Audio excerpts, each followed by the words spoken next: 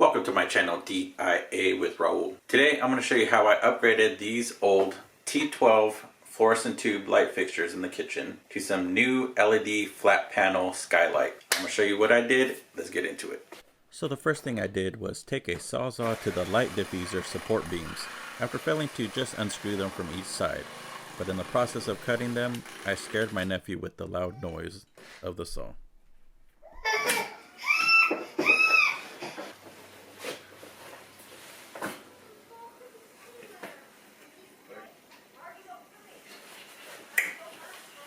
After reassuring him everything was going to be okay, I continued with the demolition.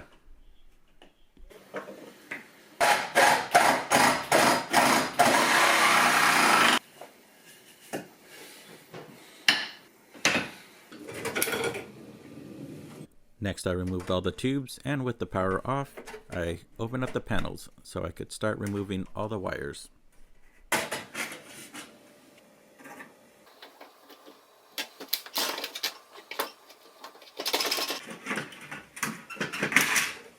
Now that all the wiring is removed, using a power drill is a good way to take care of these very long toggle bolts. Now with all three of these housings removed, I use a little bit of joint compound in order to patch up these holes.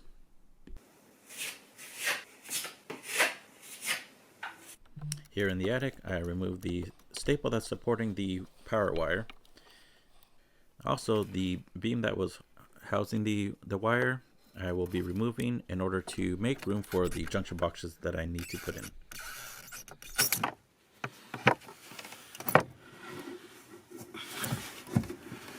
Here I use mesh tape and some joint compound in order to patch that hole for an easy fix. After everything is dried, I paint it a white in order to reflect better. You know where that is? Here's after the first coat, and the second coat, last but not least, the third coat of paint. Here I use the box in order to double check my measurements in order to be properly spaced. For the junction box, I went with the Smart Box, which has built-in hole saws that is removable by releasing two clips on each side once you're done drilling through the drywall. Now to keep it in place, it has three fins that pop out and clamp down as you tighten the screw. I use a 14mm socket with an adapter bit in order to use my drill to drill it through. I use my screwdriver to mark the starting point, and I wanted to try two different techniques. The first technique I used was to use it in reverse in order to score the drywall.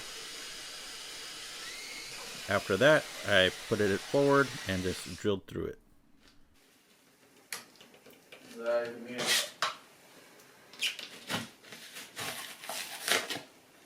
So the second technique was to just keep it in reverse. Now this one I had to apply a little bit more pressure in order to get through the drywall, but it seemed to work just as well.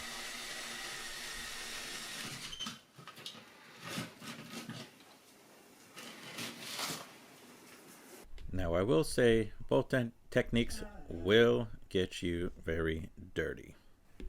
So now here's what you have to do. One clip on each side will release the hole saw, and now you just have the housing. And you just discard this piece.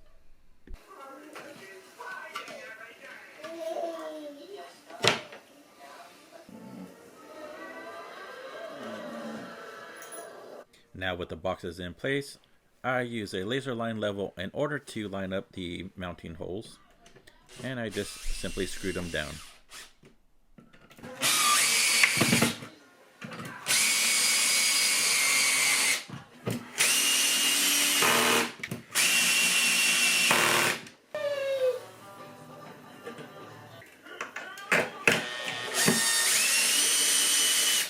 With the bracket attached to the junction box, I measure each side in order to get the bracket properly squared.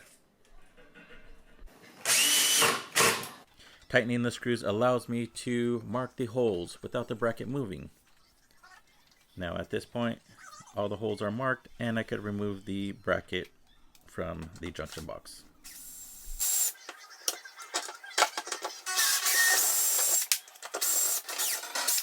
Excluding the junction box, if you're wondering, all the hardware does come with this kit. Now to drill all the ball anchor pilot holes, feed in the power line to the first junction box, notch out for the secondary power line to the secondary junction box. And here it is. With that complete, now it's time to strip the wire. I went with these Wago lever nuts instead of traditional wire nuts. Mounted the bracket, and at this point I realized I did something very wrong. I installed them the wrong way. So after installing new wall anchors in the proper position, it's time to remount the bracket and move forward. Let that be a life lesson. Don't be afraid to make a mistake. Learn the lesson, fix the problem, and move forward. That's called progress. One person job, a little bit easier. I don't know where that. Huh? Moment of truth.